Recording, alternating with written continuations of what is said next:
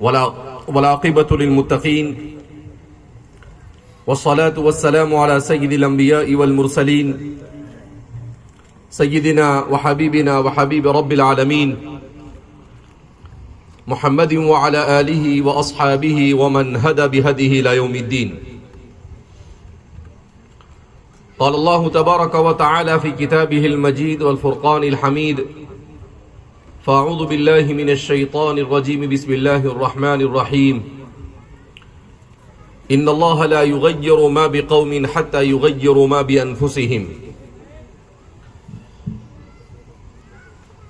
وقال النبي صلى الله عليه وسلم: القرآن مأدبة الله في الأرض، او كما قال صلی اللہ علیہ وسلم. برادران اسلام،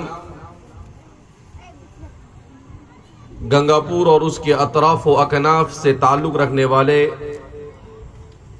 نوجوانان قوم و ملت، طلبہ عزیز اور اسٹیج پر جلوہ افروز علماء کرام،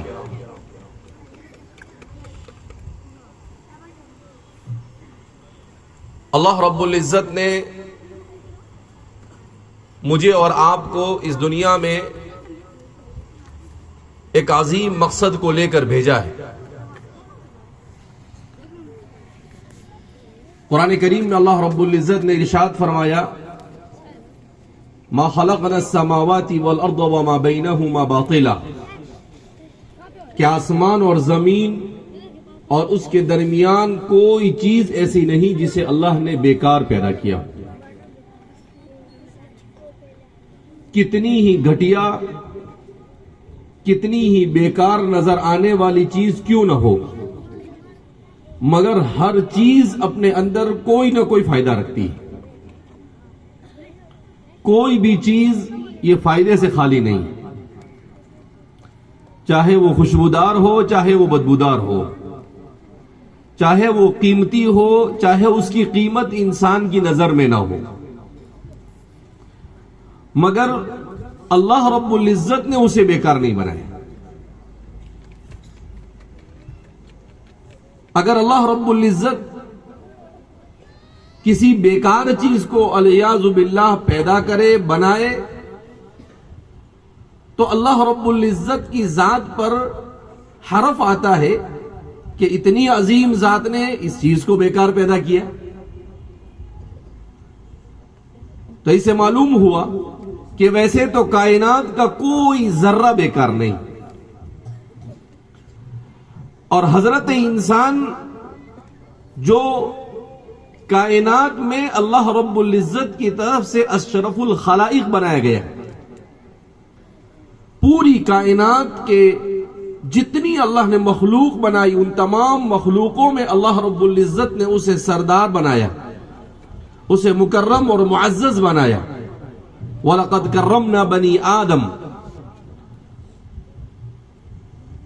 تو اب یہ سوچنے کا مقام ہے کہ آخر انسان کے مکرم اور معزز ہونے کی وجہ کیا. کیونکہ عربی زبان میں کہتے ہیں وَفِعْلُ الْحَكِيمِ لَا يَخْلُو عَنِ الْحِكْمَةِ، کہ حکیم اور عقل مند کا کوئی کام بھی حکمت سے خالی نہیں ہوتا ہے. اللہ کی ذات سے بڑا تو کوئی حکیم نہیں ہو سکتا، جس نے حکیموں کو حکیم بنایا، کہ اگر وہ انسان کو عقل نہ دیتا تو انسانوں میں کیا اللہ کی مخلوق میں کوئی بھی عقل مند نہ ہوتا. لہذا اس بنا پر ہمارے لیے سوچنے کا مقام ہے کہ ہمیں اللہ رب العزت نے کس مقصد سے اس دنیا کے اندر میں بھیجا ہے. ہم جس دنیا میں زندگی گزار رہے ہیں، یہ دنیا ہے بڑی دلچسپ، ہے بڑی دلکش، ہے اپنی طرف کھینچنے والی، اور خاص طور پر ہم جس دور سے گزر رہے ہیں، یہ دور تو ایسا ہے جو انسان کا مادی اعتبار سے اب تک کی انسان کی تاریخ کا سب سے ترقی یافتہ دور ہے. کہ اس دور سے پہلے انسان کے پاس وہ ٹیکنالوجی نہیں تھی، انسان کے پاس وہ معلومات نہیں تھی جو آج کے دور میں انسان کے پاس معلومات ہے. کہ اللہ نے انسان کو جو دماغ دیا، آج کے انسان نے اس دماغ کی کاپی کی اور انسان کے دماغ کے جیسا دماغ بنانے کی کوشش کی، جس کو آرٹیفیشل انٹیلیجنس کہا جاتا ہے، مصنوعی ذہانت کہا جاتا ہے. چیٹ جی پی ٹی کے ذریعے سے کہ آپ موبائل میں ایپلیکیشن ڈاؤن لوڈ کرو اور اسے جا کر پوچھو تو وہ آپ کے سوال کا جواب چند سیکنڈ کے اندر میں دے دیتا ہے.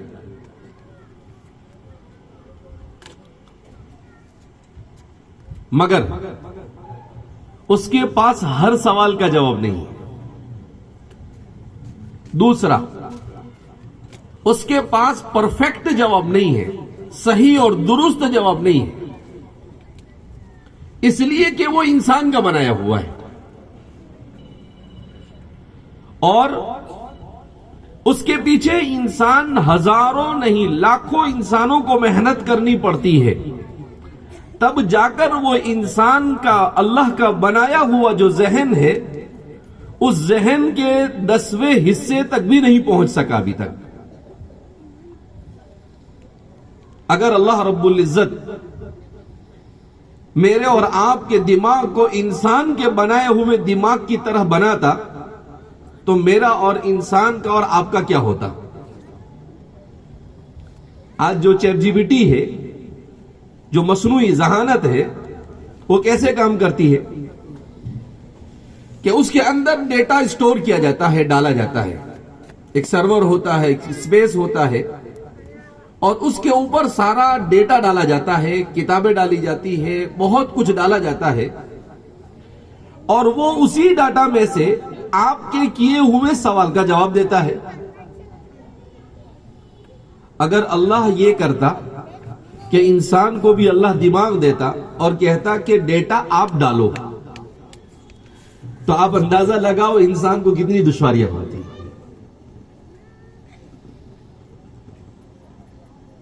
یہ چیٹ جی پی ٹی کا مسئلہ جب سامنے آیا تو ہم نے ہمارے یہاں پر کچھ ایکسپرٹس بلائے، ماہرین بلائے حیدرآباد سے، اور ہمارے اساتذہ اور طلباء کے درمیان، جو بڑے طلباء ہیں ان کے درمیان اس کا ورکشاپ رکھا کہ بھئی ہمارے علماء اور طلباء کو بتایا جائے کہ یہ چیٹ جی پی ٹی کیا ہے اور یہ کیسے کام کرتا ہے. انہوں نے سب بتایا اور وہ بتا کر نکل گئے. دوسرے دن ہمارے مفتی عبد المتین صاحب کانڑ گاؤں کے ہیں، آپ کے قریب کے، انہوں نے کہا کہ مولانا یہ چیٹ جی پی ٹی بہت خطرناک ہے. پوچھا بھائی کیوں؟ کہا اس کو ہم نے ایک سوال کیا کہ فلاں چیز ہے، آپ اس مسئلے کا جواب قرآن کے ساتھ دو، قرآن کے حوالے کے ساتھ دو. تو اس نے کیا کیا؟ مسئلے کا جواب دیا اور قرآن کی آیت خود ہی بنا لیا. اس نے کیا کیا؟ قرآن کی آیت خود ہی بنا لیا. اب چونکہ وہ حافظ ہے، عالم ہے، تو انہوں نے جیسے ہی پڑھا تو کہا کہ یہ قرآن کی آیت میں نے تو آج تک پڑھی نہیں ہے، آیت یہ آیت کہاں سے آئی؟ تو وہ کہتے ہیں کہ میں نے چیٹ جی پی ٹی سے کہا کہ بھائی یہ قرآن کی آیت بنانے کا رائٹ تم کو کس نے دیا؟ تو وہ چیٹ جی پی ٹی مجھے سوری کرنے لگا، کہا کہ سوری. تو وہ کہتے ہیں کہ میں نے اسے کہا کہ نہیں، ہم تمہاری کمپلین کریں گے کہ تم اس طریقے سے قرآن کریم کی آیت بنا کر دیتے ہو. تو کہا کہ نہیں، آئندہ مجھ سے یہ غلطی نہیں ہوگی. آج صبح کی بات ہے، ایک صاحب نے کہا کہ ایک حدیث ہے، چیٹ جی پی ٹی سے سوال کیا تو اس نے کہا کہ یہ حدیث ہے. تو کیا یہ حدیث ہے؟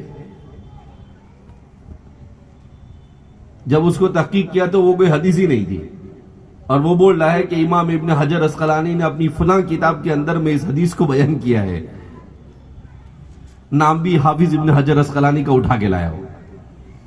یعنی اس کو یہ سمجھ میں آ رہا ہے اتنا تو کہ بھائی کہاں کس کا نام لینا چاہیے، اور لوگ آنکھ بند کر کے اگر ان کا نام لے تو ہو سکتا ہے کچھ کم علم ہوں گے تو وہ ایسے ہی کہنے گا اچھا حافظ ابن حجر اسقلانی نے کہا ہے، کہا ایسے ہی خاموش ہو جائے. تو کہنے کا مطلب یہ ہے کہ دین کا کسی مسئلے کا جواب اس کے پاس اوتھنٹک، مستند اور معتبر نہیں ہو سکتا ہے. تو میں نے کہا کہ بھائی یہ تو بڑی مصیبت ہے کہ ہمارا نوجوان مفتی چیٹ جی پی ٹی کے پاس جا کر سوالات کر رہا ہے، جس کو کچھ بھی پوچھنا ہے تو علامہ اے آئی کے پاس جا رہا ہے وہ، اور کہہ رہا ہے کہ میرے سوال کا جواب دو، دنیا کا، دین کا کوئی بھی مسئلہ ہے جا کے اس کو پوچھ رہے ہیں. یہ تو اٹھا کے کچھ بھی جواب دے گا، اس سے تو مسئلے کھڑے ہوں گے. الٹا کا سلٹا حلال کو حرام کرے گا، حرام کو حلال کہے گا، قرآن کی آیت نہیں اس کو آیت بنائے گا، حدیث نے حدیث بنا کر دے دے گا. تو ہمارے ایک دوست سے میں نے بات کی، میں نے کہا کہ اب چیٹ جی پی ٹی یہ واٹس ایپ کی طرح عام ہو رہا ہے کہ جیسے ہر موبائل کے اندر میں واٹس ایپ ہے، دھیرے دھیرے چیٹ جی پی ٹی کی بھی لوگوں کو ایسے عادت ہو رہی ہے. تو ہم اس مسئلے کو کیسے حل کر سکتے ہیں؟ تو انہوں نے کہا کہ کچھ ماہرین ہیں جو اس پر کام کرتے ہیں، ہم آپ اس سے بات کراتا ہوں میں. انہوں نے مجھے بات کرائی تو میں نے ان سے کہا، میں نے کہا کہ یہ بڑا سنگین مسئلہ ہے جو امت کو درپیش ہے، اور آگے جتنا اس کے اوپر یہ لوگ محنت کریں گے اتنا زیادہ مسئلہ بڑھتا جائے گا، اور ہمارے معاشرے کے لیے، ہمارے آنے والی نسلوں کے لیے ایمان اور کفر کا مسئلہ بن جائے گا. تو ہم کو کچھ کرنا چاہیے اس میں. تو انہوں نے کہا کہ ٹھیک ہے مولانا، ہم آپ سے آ کر ملتے ہیں. وہ آئے اور ان سے ملاقات ہوئی. تو میں نے کہا کہ کیا اس میں ایسا ہو سکتا ہے کہ ہم اپنا اپلیکیشن بنائیں، اس میں ہم اپنی کتابیں ڈالیں کہ علماء اور مفتیوں کی ایک جماعت ہو، وہ کتابوں کو دیکھے، اس کو ویریفائی کرے، اس کو دیکھنے کے بعد یہ کہے کہ بھئی ہاں یہ ہماری مستند کتاب ہے، وہ کتاب اس کو دے، اور پھر اس کو یہ کہا جاوے کہ بھئی اسی میں سے جواب دو، تاکہ ہمارا نوجوان اگر پوچھے بھی تو وہاں پوچھے، اور ساتھ میں یہ نوٹ لکھ دیا جائے کہ بھئی اس کا جواب یقینی نہیں ہے، دین کا مسئلہ تو بہرحال علماء سے ہی پوچھنا چاہیے، لیکن کچھ قریب قریب تک وہ پہنچا دے، اور بہت زیادہ غلط سے اس کو بچایا جاوے، اس کو یہ ہدایت کی جاوے کہ بھئی وہ قرآن کی آیت نہیں بنا سکتا ہے، وہ حدیث نہیں بنا سکتا ہے، جو بھی بات بتائے. کہا کیوں نہیں مولانا، یہ ہو سکتا ہے. میں انسان کو جو اللہ نے عقل اور انسان کو دماغ دیا اس کی قیمت بتا رہا ہوں کہ کتنا قیمتی ہے. تو انہوں نے کہا ہو سکتا ہے مولانا. پھر اس کے بعد انہوں نے پورا بنا کر دیا. میں نے کہا یہ کتنے میں بنے گا؟ تو کہا کہ ہم شام تک کیا آپ کو پورا حساب نکال کر بتاتے ہیں یہ کتنے میں بن سکتا ہے. شام کو آئے تو انہوں نے بتایا کہ مولانا 5.5 سے 6 کروڑ روپے میں بنے گا. کتنے میں بنے گا؟ 5.5 سے 6 کروڑ روپے کے اندر میں بنے گا، اور یہ لیمیٹڈ رہے گا. اس کے بعد آپ کو اس کو جتنا اسٹرانگ کرنا ہے اتنا اس کے اندر پیسہ ڈالنا. اب اس کی حیثیت انسان کے دماغ کے سامنے کچھ نہیں، ایک معمولی حیثیت رکھتا ہے. وہ میں سمجھتا ہوں کہ انسان کے دماغ کے مقابلے میں وہ 2% بھی نہیں. تو اب اس کی قیمت اگر 6 کروڑ روپے اس کو بنانے کی ہو سکتی ہے تو آپ اندازہ لگاؤ جو دماغ مجھے اور آپ کو اللہ نے فری میں عطا کیا اس کی قیمت کیا ہوگی. اس کی قیمت کا کوئی اندازہ نہیں لگایا جا سکتا ہے. دنیا میں کوئی قیمت ہی نہیں. انسان کے بدن کے ایک عضو آج مغربی دنیا کے اندر میں انسان کے بدن کے اعضاء کو بھی بیچا جاتا ہے. لاکھوں کروڑوں روپے کے اندر میں ایک عضو کی خرید و فروخت ہوتی ہے. ہماری شریعت نے اس کو ناجائز قرار دیا ہے کہ بھئی آپ نہیں بیچ سکتے ہیں. کیوں؟ اس لیے کہ انسان کا جسم یہ اللہ کی دی ہوئی نعمت ہے. آپ اپنے جسم کو نہیں بیچ سکتے ہیں. آپ اپنے جسم کو کیوں بیچیں گے؟ لیکن ہمارے کچھ ایڈوانس لوگ ہوتے ہیں جو اپنے آپ کو شریعت سے زیادہ ہوشیار سمجھتے ہیں. وہ کیا کہتے ہیں کہ ایک مر گئے آدمی اس کی کسی چیز کو نکال کر جس کو ضرورت ہے اس کو دے دیا تو اچھا ہے نا، اس کی جان بچ رہی ہے. ارے بھائی، ہماری شریعت نے مردے کو بھی تکلیف دینے سے منع کیا ہے. کس کو تکلیف دینے سے منع کیا ہے؟ کیوں کہ ہمیں ایسا لگتا ہے کہ مردے کو تکلیف نہیں ہوتی ہے، لیکن حقیقت میں مردے کو تکلیف ہوتی ہے. ہم یہ سمجھتے ہیں کہ مردہ ایسے ہی ہمارے سامنے پڑا ہوا ہے. نہیں، احادیث مبارکہ میں ہے کہ اس کے ارد گرد جو کچھ ہوتا ہے ان چیزوں کو وہ سنتا ہے. وہ کوشش کرتا ہے کہ کچھ جواب دے، مگر وہ جواب دے سکتا نہیں، اس لیے کہ اس کی جان نکل چکی ہے. تو اسی لیے ہم لوگ کیا کہتے ہیں کہ فلاں آدمی کا انتقال ہو گیا. انتقال کا مطلب کیا ہوتا ہے؟ یعنی وہ اس دنیا سے اس دنیا میں منتقل ہو گیا، مگر ہے وہ ابھی بھی.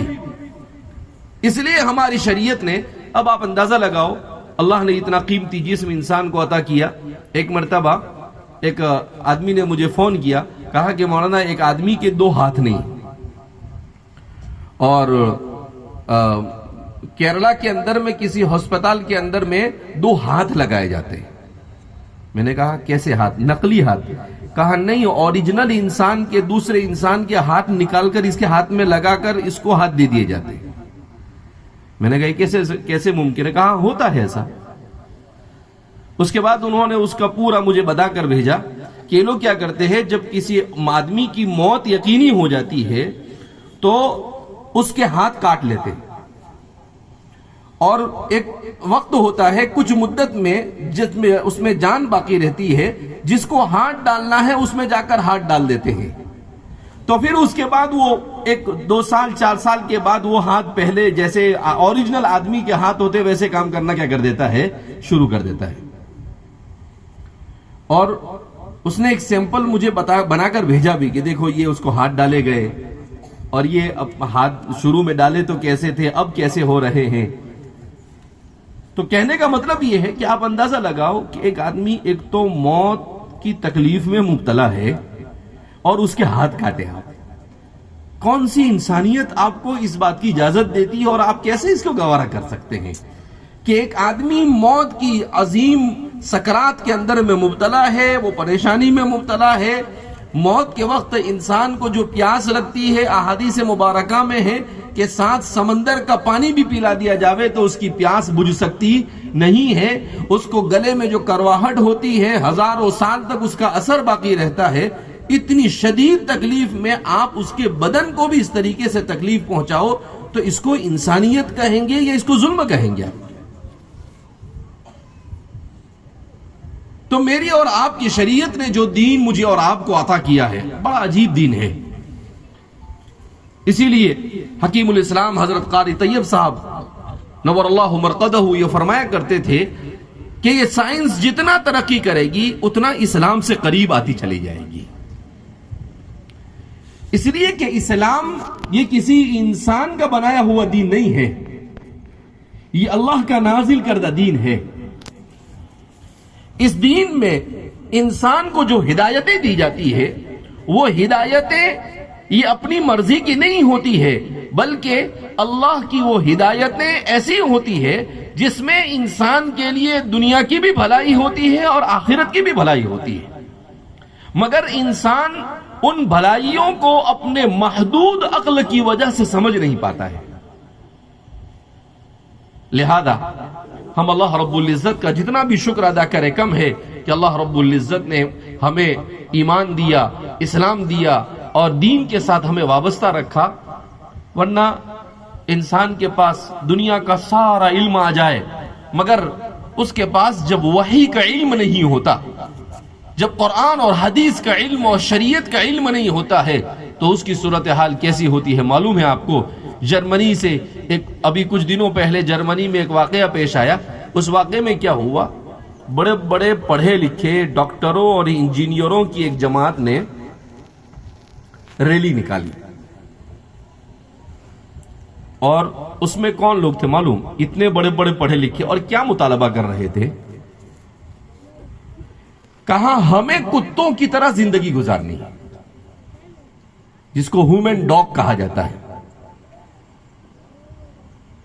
انہوں نے کتوں کے ماسک پہنے ہوئے تھے، کتوں کی طرح چل رہے تھے، اور کتا جو بسکٹ اور جو چیزیں کھاتا ہے ان چیزوں کو کھاتے ہیں وہ۔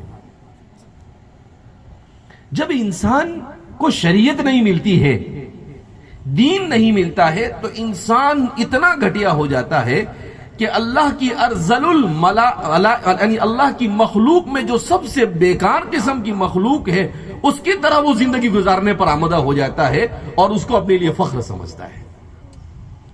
جبکہ ہمارے مسلمان کا، جس کو دین کا تھوڑا سا علم ہوگا، بلکہ صرف نام کا بھی مسلمان ہوگا، وہ بھی اس بات کو کبھی گوارا کر سکتا نہیں ہے۔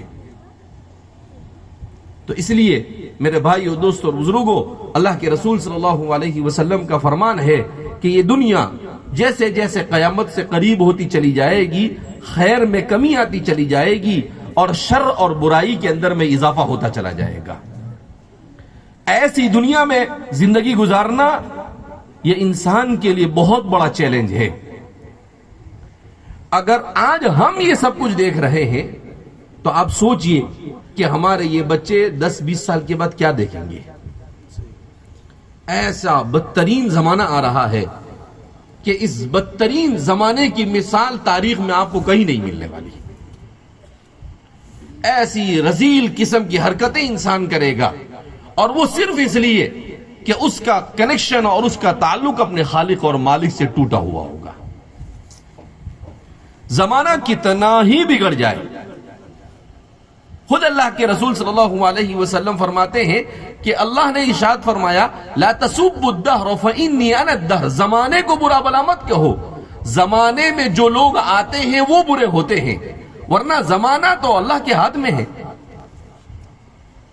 تو حالات یہ بد سے بدتر ہوں گے، مگر جو دین سے وابستہ ہوگا، جو قرآن سے وابستہ ہوگا، جو رسول اللہ صلی اللہ علیہ وسلم کی سنتوں سے وابستہ ہوگا، وہ دنیا میں بھی عزت اور اکرام والی زندگی گزارے گا، اگرچہ اسے دنیا میں کچھ پریشانیاں اٹھانی پڑ سکتی ہے، مگر آخرت میں تو کامیابی کا راستہ اس کے لیے کھلا ہوا ہے۔ اور یہ دنیا تو انسان کی کیسی دنیا ہے؟ مختصر سی دنیا ہے۔ یہاں کوئی بہت لمبا چوڑا انسان کو رہنا نہیں ہے، 60-70 سال کی عمر ہے۔ اعمار امتی بین 60 و 70۔ تو اس لیے، اور اللہ کا ایک نظام ہے، وہ اللہ کا نظام کیا ہے کہ اس دنیا میں جو کچھ ہو رہا ہے وہ اللہ کی مرضی سے ہوتا ہے، مگر اللہ نے انسان کو یہ بات کہی ہے کہ بھائی آپ کو اپنے اندر تبدیلی پیدا کرنی ہے تو آپ کو اپنے سے کوشش کرنی پڑے گی۔ اگر آپ اچھا انسان بننا چاہتے ہیں تو علیاذ باللہ اللہ زبردستی آپ کو برائی کی طرف نہیں دھکیلے گا، اور اگر آپ اپنے آپ کو برا انسان بنانا چاہتے ہیں تو اللہ زبردستی آپ کو اچھائی کی طرف نہیں لائے گا۔ لا اکراہ فی الدین، دین میں اکراہ اور زبردستی نہیں ہے۔ آپ کو خود اپنی فکر، اپنا ارادہ، اپنا عزم، اپنی نیت اور اپنی اولاد کی تربیت کی طرف توجہ دینی پڑے گی، تب جا کر کچھ کام بن سکتا ہے۔ دنیا میں چھوٹے سے چھوٹا کام بھی کرتا ہے انسان، تو چھوٹے سے کام کو کرنے کے لیے انسان کو کتنا تگو دو کرنا پڑتا ہے۔ 200 روپے کمانے کے لیے ایک مزدور بیچارہ صبح میں 7-8 بجے سے اپنے گھر سے نکلتا ہے اور شام کو 4-5 بجے تک وہ منو سامان اپنے سر پر اٹھا کر کیا اوپر سے نیچے، نیچے سے اوپر لاتا ہے، تب جا کر اس کو کیا ملتا ہے؟ 200-250 روپے ملتے ہیں، جس سے مشکل سے اس کا اپنا گھر چل سکتا ہے۔ تو اتنا کمانے کے لیے جب انسان کو اتنی جدوجہد کرنی پڑتی ہے تو وہ زندگی مرنے کے بعد کی جو ہمیشہ کی زندگی ہے، اس کے لیے انسان کو کتنی محنت کرنی چاہیے۔ اسی لیے میرے اور آپ کے آقا صلی اللہ علیہ وسلم نے کہا، دنیا کے لیے اتنی محنت کرو جتنا یہاں پر رہنا ہے، اور آخرت کے لیے اتنی محنت کرو جتنا وہ آپ کو وہاں پر رہنا ہے۔ لہذا اس بنا پر فتنوں کے اس دور میں ہمیں اپنے آپ کو سنبھالنے کی ضرورت ہے، اپنے ایمان اور اسلام کی پیچھے محنت کرنے کی ضرورت ہے. ہمارے جتنے بھی دینی تحریکات ہیں ان تحریکات کو مضبوط اور مستحکم کرنے کی ضرورت ہے. اور ہمارے اپنے بچوں کی ایمانی اور اسلامی تربیت یہ اس وقت دنیا کا سب سے اہم ترین کام ہے، جس سے ہمارا پورا معاشرہ یہ غفلت کا شکار ہے.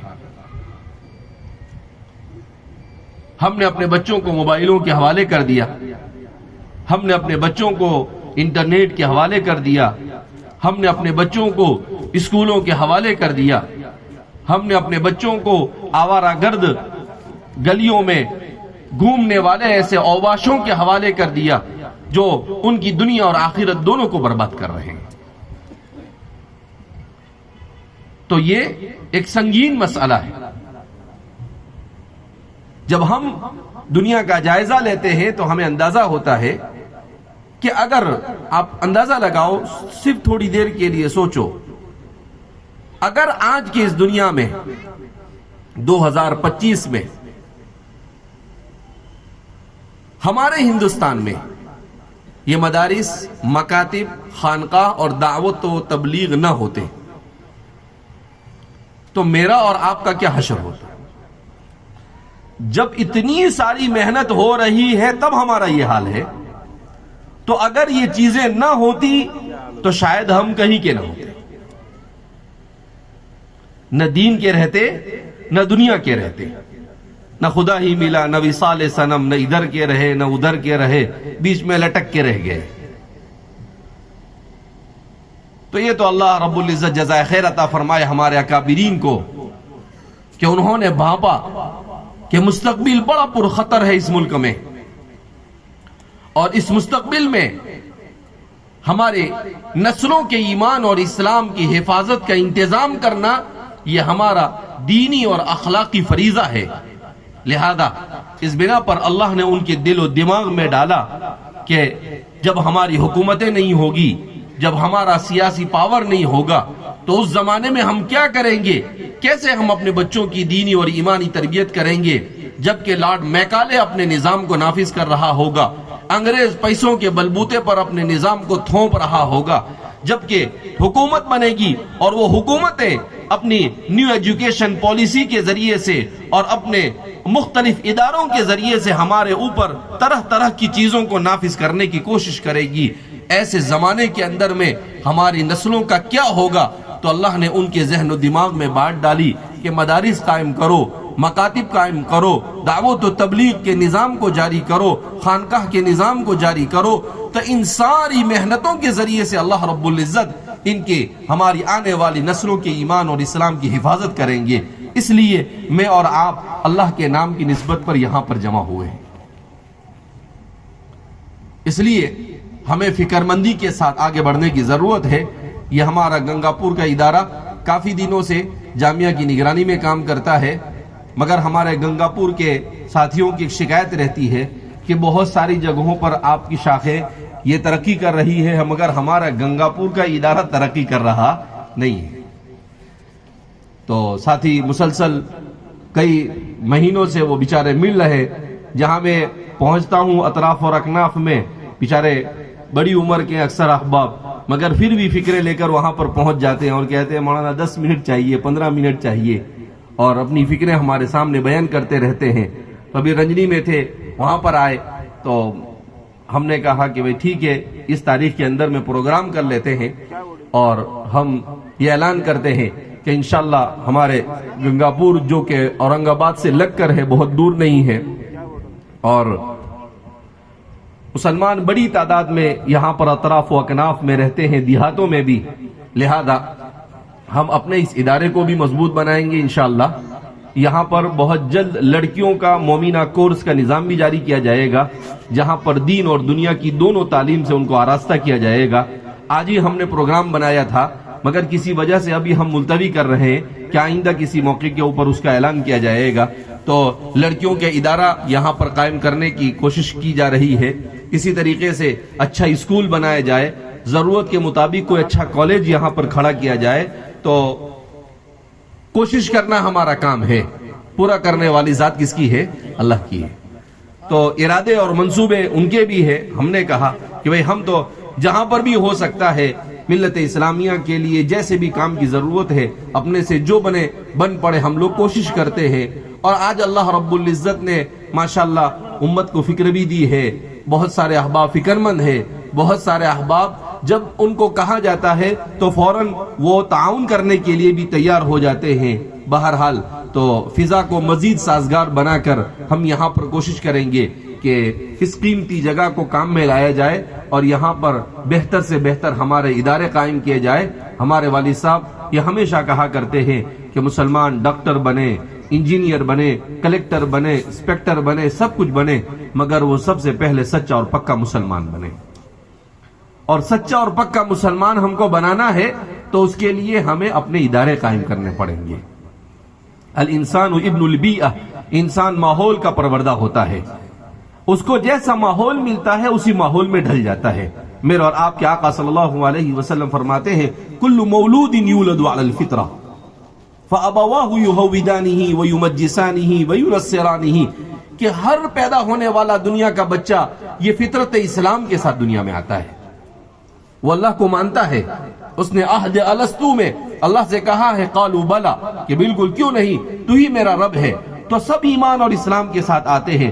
مگر جب اس کو گھر کا ماحول برا ملتا ہے تو دیکھتا ہے, آنکھیں کھولتا ہے اور وہ دیکھتا ہے کہ اس کا باپ یہ صلیب کی پوجا کر رہا ہے, تو پھر وہ بھی اپنے باپ کے ساتھ انا وجدنا آباءنا کذالک یفعلون, اپنے بابا و اجداد کے طریقے کے اوپر چلنا شروع کر دیتا ہے. تو اس کو گھر کا ماحول برا ملا تو ویسے ہی ہو گیا. ہمارے یہاں پر بھی آپ دیکھیں جن گھروں کے اندر میں دین کی محنت ہوگی وہاں پر بچے دیندار ہوں گے. جہاں پر دین کی محنت نہیں ہوتی ہے تو بچوں کی زندگی میں دین ہوتا نہیں ہے. تو ایسے ہی ہمارا بچہ اگر اسکول میں 6 گھنٹے 7 گھنٹے اسکول میں رہ رہا ہے اور وہاں پر اس کو اچھا ماحول نہیں ملے گا تو ظاہر سی بات ہے غلط دوست مل گئے اس کو غلط سرکل مل گیا اس کو, اور غلط چیزیں غلط عادتیں اس کے دوستوں کے اندر میں ہیں. کوئی سگریٹ پینے والا ہے, کوئی نشہ کرنے والا ہے, کوئی کیا کرنے والا ہے, کوئی موبائل کا ایڈکشن یعنی موبائل کا عادی ہے, اس کا نشہ اس کو سوار ہے. تو پھر یہ بچوں کے اندر میں یہ بیماری پھیل جاتی ہے اور ہمارے بچے بھی اس کے ساتھ رہ کر برائی کا شکار ہو جاتے ہیں.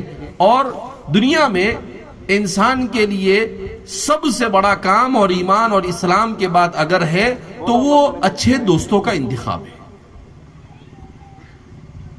اللہ کے رسول صلی اللہ علیہ وسلم کے زمانے میں بھی قریش مکہ میں سے ایک صنادید قریش میں سے ایک نے اسلام لانے کا ارادہ کیا جب اللہ کے رسول کی چیزوں کو سنا تو, مگر اس کے دوست نے اس کو کیا کر دیا, اس کا ذہن پھرا دیا. تو قرآن کریم نے اس کے واقعے کو بیان کیا, کیونکہ اللہ تو عالم الغیب, کتنا بھی چھپاؤ لیکن اللہ سے کوئی چیز آپ چھپا سکتے نہیں. واللہ معکم اینما کنتم, اللہ تمہارے ساتھ ہے جہاں کہیں بھی تم رہو. تو قرآن میں کریم میں اللہ فرماتے ہیں کہ جب قیامت کا دن ہوگا یوم یعض الظالم علی یدیہ ویقول یا لیتنی لم اتخذ فلانا خلیلا, کہا کہ وہ اپنی انگلیوں کو کاٹ کاٹ کھائے گا.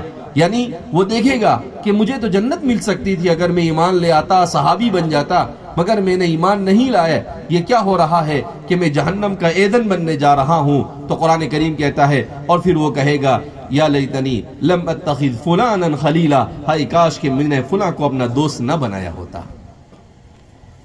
ابو جہل جیسے لوگوں نے اس کا ذہن گما دیا تو اس نے اسلام کو قبول نہیں کیا اور ہمیشہ ہمیشہ کے لیے جہنم کا ایندھن بنے گا. اس لیے ہمیں اپنے بچوں پر نظر رکھنی ہے کہ وہ کیسے دوستوں کے ساتھ رہتے ہیں, صوم و صلاۃ نماز کی پابندی کرنے والوں کے ساتھ رہتے ہیں یا آوارہ گردی کرنے والوں کے ساتھ رہتے ہیں.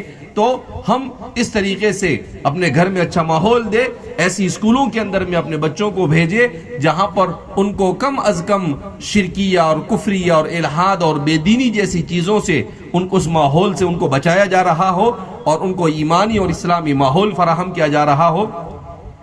تو امید کی جا سکتی ہے کہ ہمارے ان بچوں کا مستقبل دنیا اور آخرت میں بہتر سے بہتر ہو سکتا ہے. بہرحال اللہ رب العزت ہم سب کے یہاں پر جمع ہونے کو قبول فرمائے اور اللہ رب العزت فتنوں کے اس دور میں ہمیں صحیح راستے پر صراط مستقیم پر چلنے کی توفیق مرحمت فرمائے. اپنے بچوں کی ایمانی اور اسلامی تربیت کی فکر کی توفیق مرحمت فرمائے اور ہماری اس سرزمین پر بہتر سے بہتر ایسے ادارے وجود میں آئے تعلیم کے کہ جس کے ذریعے سے ہمارے بچوں کو ربنا آتنا فی الدنیا حسنہ وفی الآخرۃ حسنہ، دنیا میں بھی بھلائی مل سکے، آخرت میں بھی بھلائی مل سکے، ان کا ایمان بھی بچے اور بہتر سے بہتر تعلیم ان کو یہاں پر مل سکے، تو انشاءاللہ ہماری پوری کوشش رہے گی۔ آپ حضرات بھی دعا کریں، ہم بھی دعا کرتے ہیں، اللہ رب العزت اس کے لیے ہمارے تمام کے تمام راستوں کو آسان بنائے اور اللہ ہمیں اپنی رضامندی والے راستے پر چلنے کی توفیق مرحمت فرمائے۔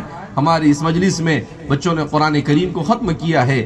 قرآن کریم کا حفظ کرنا یہ بہت بڑی نعمت ہے، جس کی فضیلت آپ نے بچوں ہی سے سن لی ہے کہ قرآن کریم کو یاد کرنا کتنی بڑی نعمت ہے۔ آخرت میں تو انسان کو ثواب ملے گا ہی، مگر قرآن کریم کا نقد فائدہ یہ ہے کہ قرآن کریم کو حفظ کرنے کی برکت سے اللہ رب العزت اگر وہ اس کے ساتھ وابستہ رہتا ہے تو کم از کم موت تک اس کے ایمان اور اسلام کی گارنٹی دی جا سکتی ہے، جو اس وقت کی سب سے بڑی ضرورت ہے۔ اور جب قرآن سینے میں ہوتا ہے اور قرآن کو بچہ سمجھ بھی لیتا ہے تو پھر تو نور علی نور یہدی اللہ لنورہ من یشاء، پھر تو دنیا کی کوئی طاقت اس کے سامنے کچھ اس کا بگاڑ سکتی نہیں ہے۔ آپ کے سامنے اہل غزہ ہے، 471 دن تک دنیا کی تمام طاقتوں نے ان کے اوپر بموں کی بارش نہیں، موسلا دھار بارش کی، مگر 471 دن کے بعد ان کے سامنے گھٹنے ٹیکنے پڑے۔ یہ صرف ایمان اور قرآن کی طاقت ہے، اس کے علاوہ کوئی طاقت نہیں۔ اسباب کے درجے میں دنیا میں ہم سفر کرتے تو لوگ کہتے ہیں مولانا کیا ہوگا؟ میں نے کہا کچھ ہونے والا نہیں، انتم الاعلون ان کنتم مؤمنین۔ قرآن میں اللہ نے کہہ دیا ہے کہ تم ہی سر بلند رہو گے اگر تم سچے اور پکے مومن ہو۔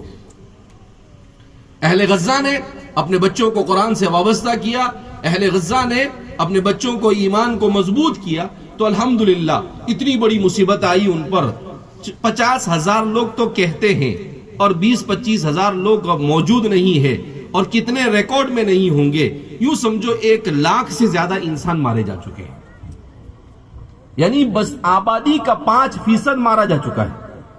مگر اس کے باوجود اللہ رب العزت نے ایسا ایمان دیا کہ اپنے چھوٹا سا بچہ شہید ہوتا ہے، وہ اس کو اٹھا کر کہتا ہے اے اللہ، ہم نے اپنے بچوں کو قربان کیا، اپنی جانوں کو قربان کر دیں گے، اور ہم صرف یہ چاہتے ہیں کہ تو ہم سے راضی ہو جا۔ ایسا ایمان یہ بنتا ہے قرآن کی برکت سے۔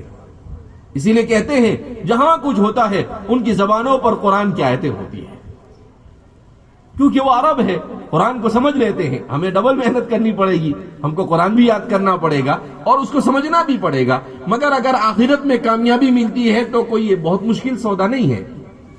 اس لیے ہمیں اپنی امت پر ایمان کے اعتبار سے محنت کرنے کی ضرورت ہے، اور یہ دنیا میں اللہ کا دستور ہے، جب کوئی امت، کوئی ملت، کوئی معاشرہ، کوئی سوسائٹی بہت بڑے چیلنج سے گزرتی ہے اور اس چیلنج کو صحیح معنی میں اس کا مقابلہ کر لیتی ہے تو اللہ اسے اس سے زیادہ ڈبل عروج عطا فرماتا ہے۔ تو حالات سے ڈرنے کی ضرورت نہیں، یہ دنیا ہے، اچھے اور برے حالات، تلک الایام نداولها بین الناس، دنیا کے اندر میں آتے اور جاتے رہتے ہیں، مگر ہمیں اپنے ایمان کی استقامت کے ساتھ کس طریقے سے اس دنیا میں زندگی گزارنا، اللہ سے مایوس نہیں ہونا، اللہ سے حسن ظن باقی رکھنا کہ اللہ کرنے دھرنے والی ذات صرف تیری اور تیری ہے، دنیا کی کوئی طاقت کسی کا بال بیکا نہیں کر سکتی۔ وما تشاءون الا ان یشاء اللہ، اللہ جو چاہتا ہے وہی ہوتا ہے، کسی کے چاہنے سے دنیا میں کچھ ہوتا نہیں ہے۔ یہ جو کچھ ہو رہا ہے ہماری اپنی بدعمالی کا نتیجہ ہے۔ اگر آج ہم اپنے اعمال کو درست کر لیں، آج اپنے ایمان کو درست کر لیں، آج ہم اللہ کے ساتھ اپنے رشتے کو مضبوط کر لیں، تو قرآن کریم کہتا ہے کم من فئۃ قلیلۃ غلبت فئۃ کثیرۃ باذن اللہ۔ مگر قرآن نے اس کو آج کچھ دنوں پہلے اس کی تفسیر پڑھی میں نے، تو قرآن کیا کہتا ہے کہ بہت ساری چھوٹی چھوٹی جماعتیں یہ بڑی بڑی جماعتوں پر غالب آ جاتی ہیں، مگر اس سے پہلے اللہ فرماتے ہیں کہ یہ چھوٹی جماعت بڑی جماعت پر کب غالب آتی ہے؟ کہ اس وقت غالب آتی ہے الذین یظنون انہم ملاق اللہ، جب انہیں اس بات کا یقین ہوتا ہے کہ اللہ سے ملاقات کرنی ہے۔ کیا مطلب؟ کہ جب ایمان مضبوط ہوتا ہے تو مضبوط ایمان کم من فئۃ قلیلۃ فی غزہ غلبت فئۃ کثیرۃ باذن اللہ، کہ غزہ والوں نے اپنے ایمان کو مضبوط کیا تو اس چھوٹی سی جماعت نے دنیا کی ساری ٹیکنالوجی کو فیل کر دیا۔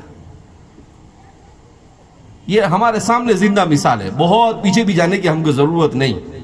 اس لیے میرے بھائیو، دوستو اور بزرگوں، ہمیں اپنے ایمان اور اسلام پر محنت کرنی ہے، اپنے بچوں کے اور اپنی نسلوں کو تعلیم کی طرف اور اپنے اخلاق کو صحیح کرنے کی ضرورت ہے۔ حکیم الامت مجدد ملت حضرت تھانوی رحمۃ اللہ علیہ کی ایک بات کہہ کر اپنی بات کو ختم کرتا ہوں۔ حضرت تھانوی رحمۃ اللہ علیہ فرماتے تھے کہ نفرت کے زمانے میں مسلمانوں کو کیا کرنا چاہیے؟ کیا مسلمانوں کو دو کام کرنا، ایک تو یہ کہ مسلمان اپنے اخلاق کو درست کر لے، امانت داری، دیانت داری، دھوکے سے بچنا، اور پوری امانت داری اور دیانت داری حسن اخلاق کے ساتھ مسلمان اس معاشرے میں زندگی گزارے، تو اس سے کیا ہوگا کہ لوگ آپ کے قریب آئیں گے۔ دنیا میں ہتھیاروں اور طاقتوں سے دلوں کو نہیں جیتا جاتا ہے، اخلاق سے جیتا جاتا ہے۔ اسلام دنیا میں اخلاق سے پھیلا ہے، تو اپنے اخلاق کو درست کرنا ہے، اور دوسرے نمبر پر کہا اسلام کی خوبیوں کو بیان کرنا ہے۔ کیا مطلب کہ اسلام کیا ہے، کیسا دین ہے، وہ انسان کو کیا نعمتیں عطا کرتا ہے، اور انصاف کی تعلیم کیسے دیتا ہے، دھوکہ بازی سے بچنے کی تلقین کیسے کرتا ہے۔ کہا یہ سب چیزیں تو آدھے لوگ تو آپ کے اخلاق سے متاثر ہوں گے اور آدھے آپ کے علم سے متاثر ہوں گے، اور ایسے ہی نفرت کافور ہو جائے گی۔ اس لیے میرے بھائیو، دوستو اور بزرگوں، ہم اپنے اخلاق کی درستگی کی طرف توجہ دیں، اپنے ایمان کو مضبوط بنائیں، قرآن سے اپنے رشتے کو مضبوط کریں۔ ماشاءاللہ بڑی تعداد میں علماء اور ائمہ نظر آ رہے ہیں، میں ان سے خاص طور پر درخواست کروں گا کہ آپ اپنی مسجدوں میں قرآن کریم کی تفسیر کے دروس شروع کریں، امت کو قرآن سے جوڑیں۔ آپ اگر تفسیر نہیں کر سکتے ہو تو معارف القرآن اور کوئی ہمارے معتبر مفسرین کی کوئی تفسیر اٹھا کر کسی ایک نماز کے بعد اس کی تعلیم ہی کر لیا کریں، اور امت کو قرآن سے وابستہ کریں،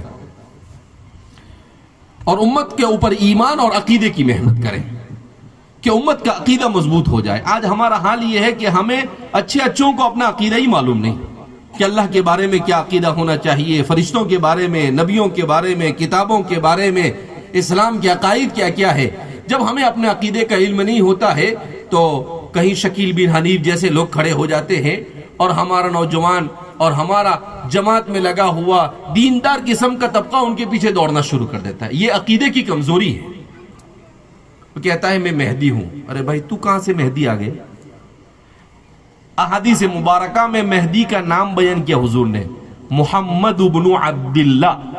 کیا اس کا نام محمد ہوگا؟ شکیل اور محمد میں کوئی جوڑی نہیں۔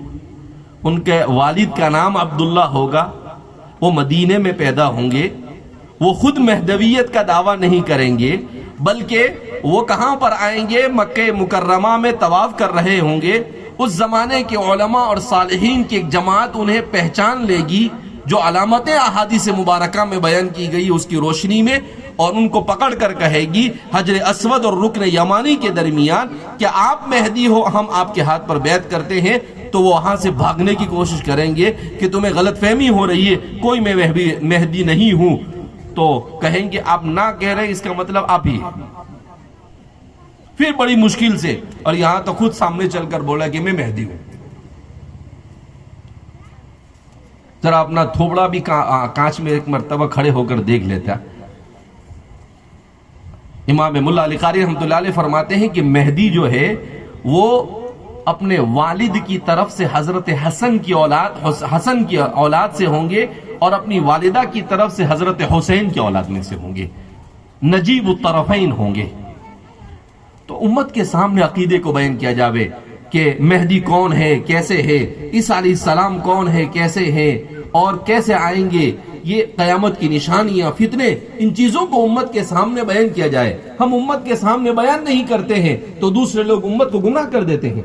لہذا اس بنا پر عقیدہ اور قرآن، حضرات صحابہ فرمایا کرتے تھے، حضرت عبد الرحمن بن ابزہ فرماتے ہیں کہ تعلمنا الایمان ثم تعلمنا القرآن فازداد القرآن ایمانا۔ ہم نے ایمان کو سیکھا، پھر قرآن کو سیکھا تو قرآن کی برکت سے ہمارے ایمان میں اضافہ ہوتا چلا گیا. تو اسی طریقے کو اختیار کرنا ہوگا.